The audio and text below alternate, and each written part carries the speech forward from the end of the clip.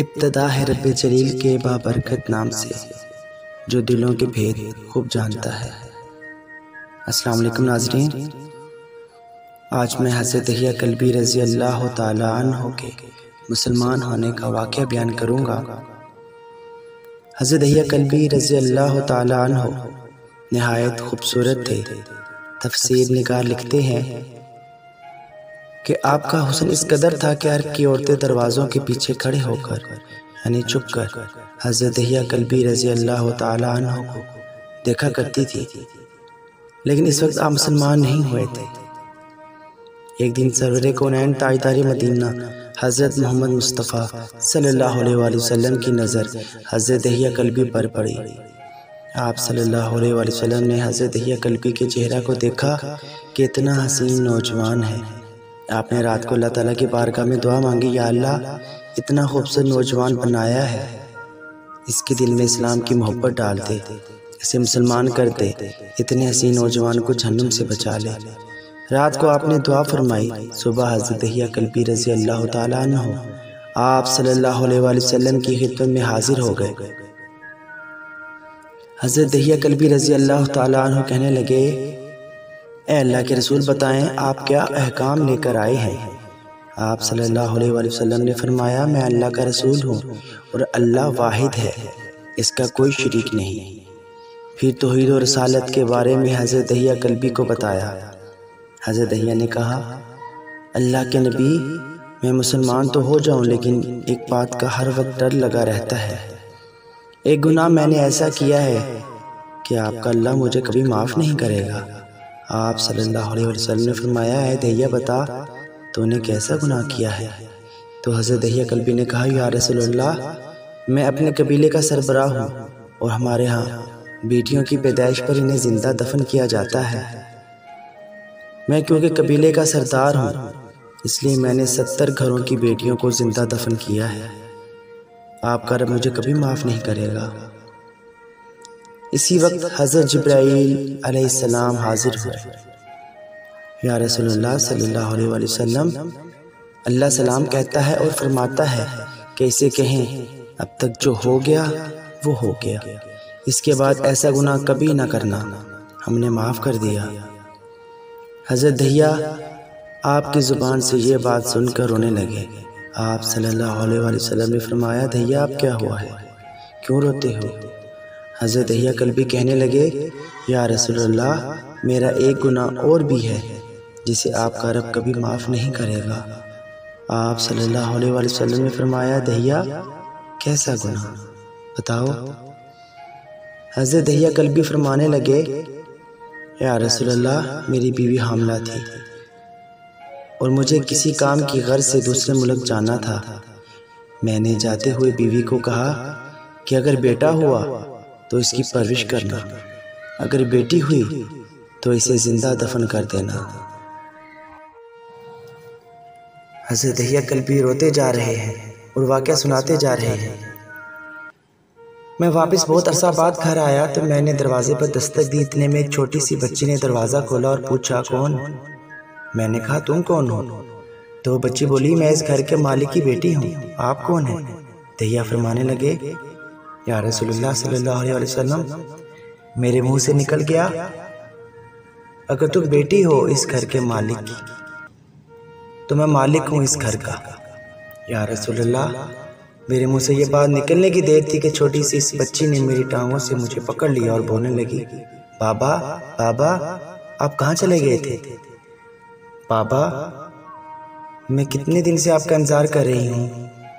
हज़रत दहिया कल्बी रोते जा रहे हैं और फरमाते हैं, अल्लाह के नबी, मैंने बेटी को धक्का दिया और जाकर बीवी से पूछा, ये बच्ची कौन है।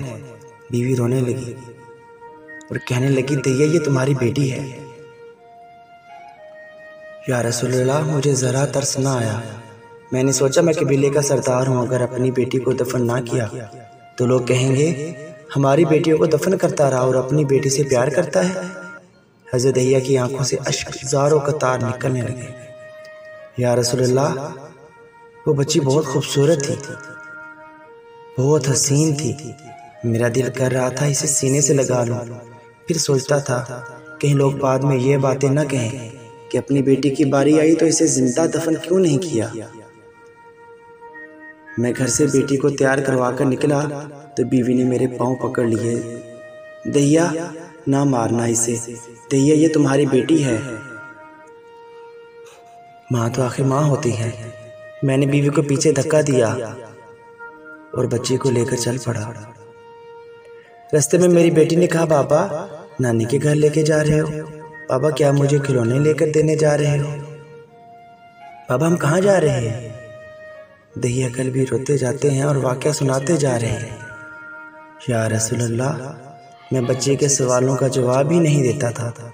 वो पूछती जा रही है, बाबा किधर चले गए थे? कभी मेरा मुंह चूमती है, कभी बाजू गर्दन के गिरते लेती है, लेकिन मैं कुछ नहीं बोलता। एक मुकाम पर जाकर मैंने इसे बिठा दिया और ख़ुद इसकी कब्र खोदने लग गया।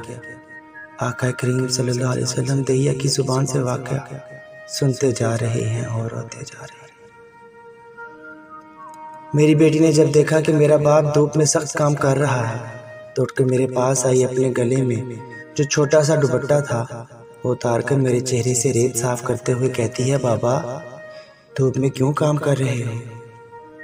छाँव में आ जाएं। बाबा ये क्यों कर रहे हैं? इस जगह बाबा गर्मी है, छाँव में आ जाएं।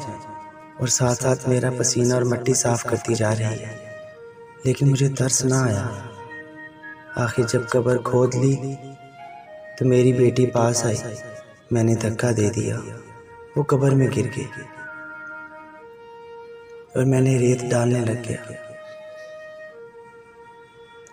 बच्ची रेत में से रोती हुई अपने छोटे छोटे हाथ मेरे सामने छोड़कर कहने लगी, बाबा मैं नहीं लेती खिलौने। बाबा मैं नहीं जाती नानी के घर।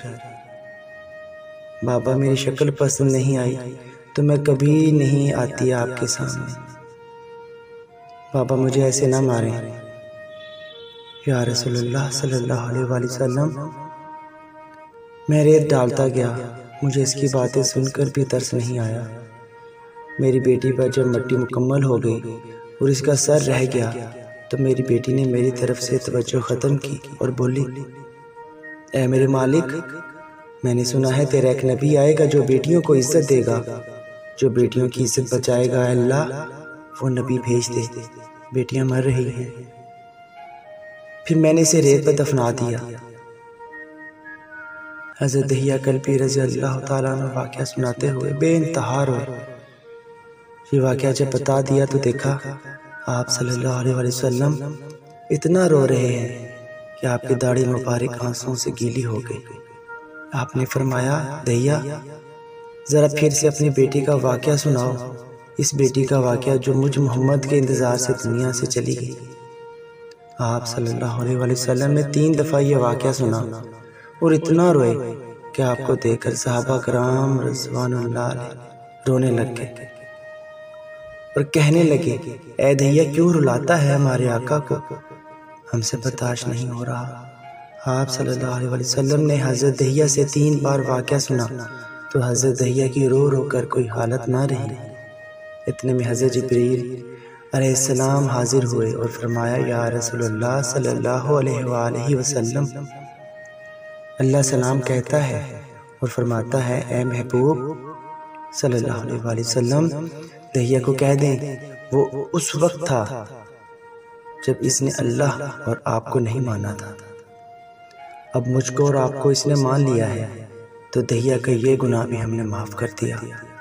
इसके बाद आप सल्लल्लाहु अलैहि वसल्लम ने फरमाया, जिसने 2 बेटियों की कफ़ालत की वो क़यामत के दिन मेरे साथ इस तरह होगा जिस तरह शहादत की और साथ वाली उंगली आपस में है।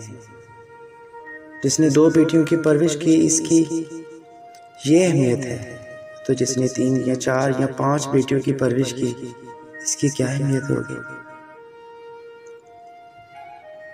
दुआ है अल्लाह ताला से कि अल्लाह ताला सबकी बेटियों के नसीब अच्छे करे। जज़ाकल्लाह। अगर आपको हमारी आज की वीडियो पसंद आए तो इसे लाइक करें, शेयर करें और हमारे चैनल को ज़रूर सब्सक्राइब करें। जज़ाकल्लाह।